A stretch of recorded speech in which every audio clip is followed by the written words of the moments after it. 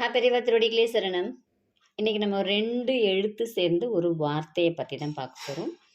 அந்த வார்த்தை மகாபெரிவாவுக்கு ரொம்ப ரொம்ப ரொம்ப பிடித்த வார்த்தை. அது ஒரு மந்திரம், ஒரு மந்திர சொல். நம்ம அந்த வார்த்தையை பயன்படுத்த நம்ம வாழ்க்கையில் என்னவெல்லாம் சாதிக்கணும்னு நினைக்கிறோமோ அவ்வளவையும் சாதிக்க முடியும் அப்படின்னு மகாபெரிவா சொல்கிறாங்க. என்ன அப்படிங்கிறது எப்படி செய்யணும் அப்படிங்கிறது இந்த பதிவில் பார்க்கலாம். அதுக்கு முன்னாடி நம்ம சேனலை சப்ஸ்கிரைப் பண்ணாதவங்க சப்ஸ்கிரைப் பண்ணி சப்போர்ட் பண்ணுங்கள். வாங்க பதிவுக்குள்ளே போகலாம்.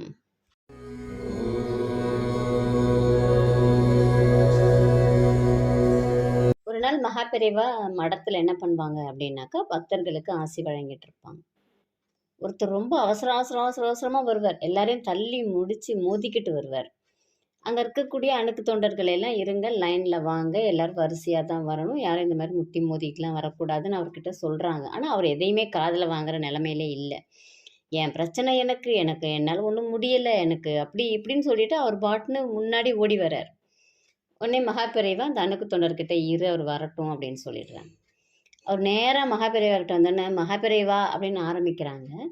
உடனே மகாபெரிவா என்ன சொல்கிறாங்க அந்த பக்தர்கிட்ட அப்படின்னா, போய் அந்த மூலையில் உட்கார், அமைதியாக உட்கார்ந்து ராம் ராம் ராம் ராம்னு சொல்லிக்கிட்டே இரு அப்படின்னு சொல்கிறாங்க.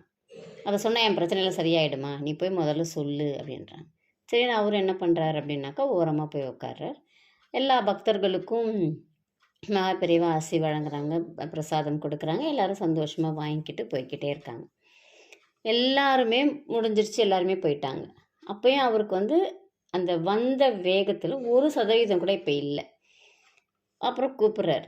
கூப்பிட்டோடனே, நீங்கள் சொன்னீங்கன்னு நான் சொல்லிகிட்டே உட்காந்துருந்தேன், என் பிரச்சனை எல்லாம் தீர்ந்துருமா, நீ வரும்போது எப்படி வந்த, இப்போ நீ எப்படி இருக்க, உன்னாலே கண்ட்ரோல் பண்ண முடியாமல் நீ ஓடி வந்த, ஆனால் அந்த ராம நாமம் உன்னையே அமைதிப்படுத்திருச்சு. அப்போது உன் பிரச்சனை எல்லாத்தையும் அமைதிப்படுத்தாதா? அந்த ராம நாமத்தை மட்டுமே நீ சொல்லு, நீ வேற எதுவுமே சொல்ல வேணாம், செய்ய வேணாம். ராம நாமத்தை மட்டுமே நீ சொல்லிக்கிட்டே இரு, உன் பிரச்சனை எல்லாம் தானாக விலகிறத உன்னால் பார்க்க முடியும் அப்படின்னு சொல்லிட்டு மகாபெரிவா அந்த பக்தருக்கு பிரசாதம் வழங்கி ஆசி வழங்கி அனுப்புனாங்க. இந்த 2 எழுத்து மந்திரம் அப்படிங்கிறது, ரா அப்படிங்கிறது ராமருடையதையும், ம அப்படிங்கிறது நமச்சிவாய அப்படிங்கிற சிவனுடையது 2வது எழுத்து. இதில் 2 பேரையுமே சேர்த்து நம்ம சொல்லக்கூடியது அப்படின்னு சொல்லிட்டு மகாபெரிவா சொல்லுவாங்க. இப்போ நம்மளுடைய எல்லா பிரச்சனைகளுக்குமே நம்ம ராம் ராம் சொல்லிக்கிட்டு இருந்தோம் அப்படின்னா கண்டிப்பாக பிரச்சனைகள் நம்மை விட்டு விலகும் அப்படின்னு மகாபெரிவா ரொம்ப எளிமையான வழியை நமக்கு சொல்லியிருக்காங்க. இதே மாதிரி இன்னொரு இது என்ன மகாபெரிவா இதில் நடந்தது அப்படின்னு பார்த்தீங்கன்னா, மகாபெரிவா மடத்தில் இருக்கும்போது ஒருத்தர் கூப்பிட்றாரு, பெரியவா நீங்கள் ராமாயணம் சொற்பொழிவு நடத்தணும் அப்படின்னு. சரின்னு சொல்லிடுறாங்க பெரியவாவை அந்த ஊருக்கு போயிடுறாங்க. போயிட்டு அது ஒரு 15 நாள் நடக்குதுன்னு வச்சுக்கோங்களேன். அந்த ஊரில் ஒவ்வொரு நாளும் மகாபெரிவா சொற்பொழிவாட்டுறாங்க ராமாயணம் பற்றி.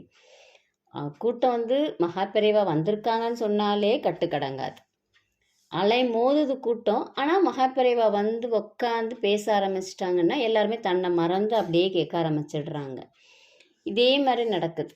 ஒரே ஒரு பையன் என்ன பண்ணுறான், மகாபெரிவா கிட்ட கேட்குறான், மகாபெரிவா நீங்கள் ராமாயணம் சொல்கிறீங்க, எல்லாரும் கேட்குறோம், ஆனால் நீங்கள் உட்கார்ந்த உடனேயே ஒரு பலகையை போடுறீங்க, அந்த பலகைக்கு மேலே ஒரு துணியை போடுறீங்க, அந்த பலகைக்கு முன்னாடி ஒரு தட்டு வைக்கிறீங்க, 2 கொய்யாப்பழத்தை வைக்கிறீங்களே, ஏன் பெரியவா அப்படின்னு சொல்லி கேட்குறான்.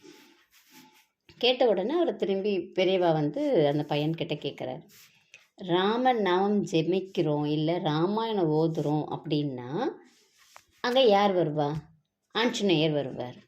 அப்போ நம்ம வீட்டுக்கு வர்ற விருந்தாளியை, ஆஞ்சநேயரை, மகாபலசாலி, அறிவாளி, எல்லா சக்தியும் கொண்டவர் ஆஞ்சநேயர், அவரால் முடியாதது அப்படிங்கிறது எதுவுமே கிடையாது. அப்படிப்பட்டவரை நம்ம எப்படி வெறும் தரையில் உட்கார வைக்கிறது? அதனால தான் பலகை போட்டு அதுக்கு மேலே நம்ம உட்கார வைக்கிறோம் அப்படின்னு சொல்கிறாங்க. உடனே இவனும் சரின்னு சொல்லிட்டு போயிடுறான். அடுத்த நாள் இதே மாதிரி சொற்பொழிவு நடக்குது. அப்போது அந்த பையன் மனசுக்குள்ளே என்ன நினச்சிக்கிறான் அப்படின்னா, நானும் தினமும் பார்க்குறேன், ஆனால் ஒரு நாள் கூட ஆஞ்சநேயர் அந்த பக்கமே வந்ததில்லை, ஆனால் பெரியவன் நம்மக்கிட்ட கதை சொல்கிறாங்க அப்படின்னு சொல்லிட்டு மனசுக்குள்ளே நினச்சிக்கிறான். சின்ன பையன்தான். அடுத்த நாளும் வரான்.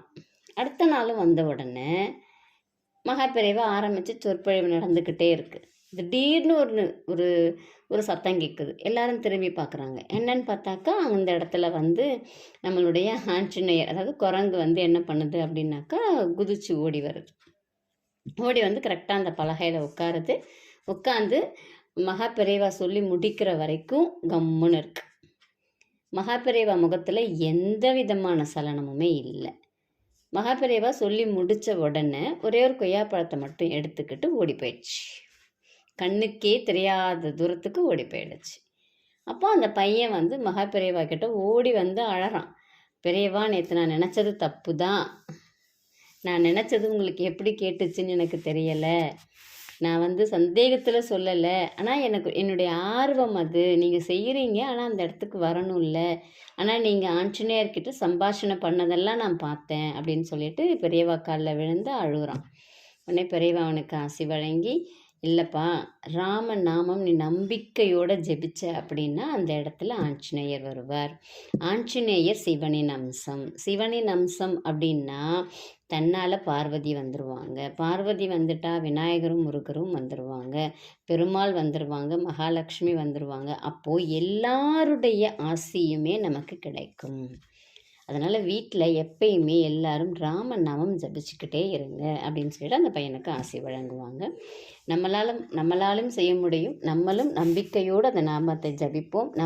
நம்முடைய வாழ்க்கையிலும் நம்மளுடைய வீட்டிலும் மிகப்பெரிய மாற்றங்கள் வரும். நன்றி, வணக்கம்.